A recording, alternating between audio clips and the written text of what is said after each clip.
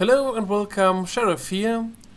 So long time no see, especially in terms of War Thunder. That I didn't brought War Thunder to the channel in the last couple of days had of course some reasons. The first one, pretty obvious, was that I got terrific into playing Battle of Stalingrad of course, and along with that I toned down playing War Thunder a lot. The second reason is that I was for my German channel at the world premiere of the new Battlefield, which takes place in the First World War. So I was in Berlin watching the new trailer and some nice footage of that game, and I was talking to the developers. I think that a lot of my subs will like it, I'm pretty sure. We'll see how that develops and if the game is really good in the end.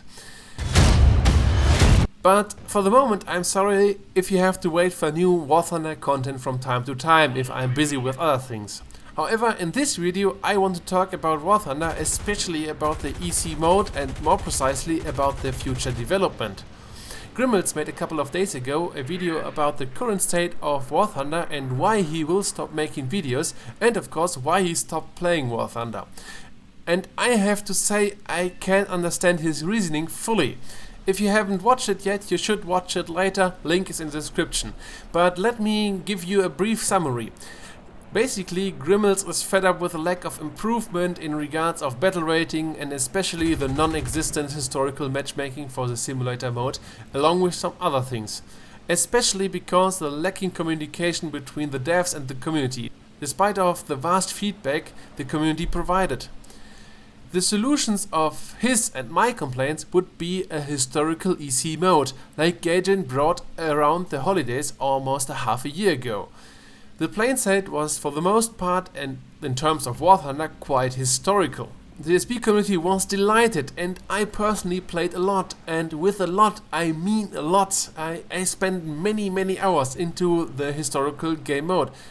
The rounds were full and the community had only a few complaints. For example, the half full rounds because a matchmaker decided to open up a new round for players in the queue despite of having a full half round available. Or that one or two planes were missing for that particular time frame, or that there was a plane which wasn't really in that battle. But as I said, for the most part, many others and I of course had a blast.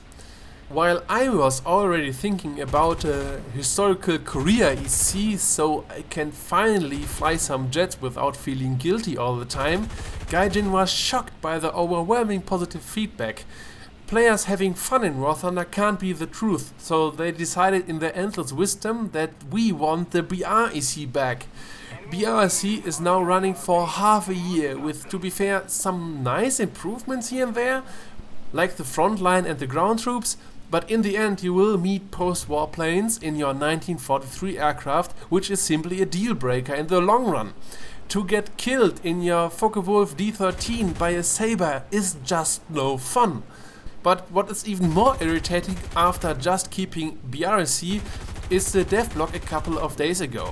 Gaijin said to make historical EC a working game mode they need more players, and that the biggest problem is that a lot of players don't have the full plane set available, and therefore that they can't participate in a historical EC mode. So basically they are worried about a low player count. So with that reasoning, Gaijin asked if the community would be okay with paying Golden Eagles to get access to the full plane set for that given event. But I'm sorry, what? Can somebody tell me where the problem again is?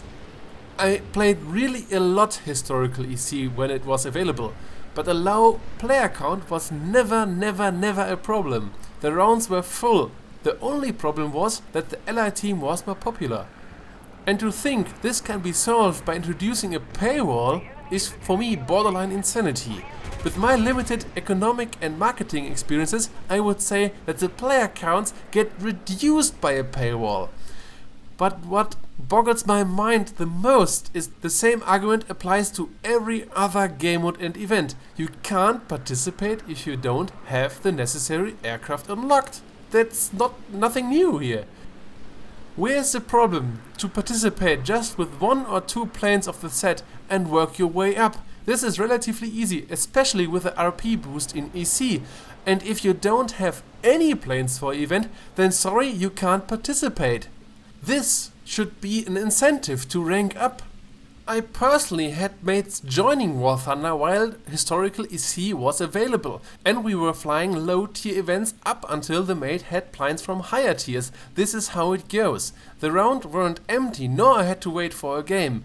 The paywall would be a pay-to-play system, and nobody in the right mind can really want that. And to be clear, I have no problems if GrmlZ allows the player to pay to get a plane or even a complete plane set for a special event or a limited time.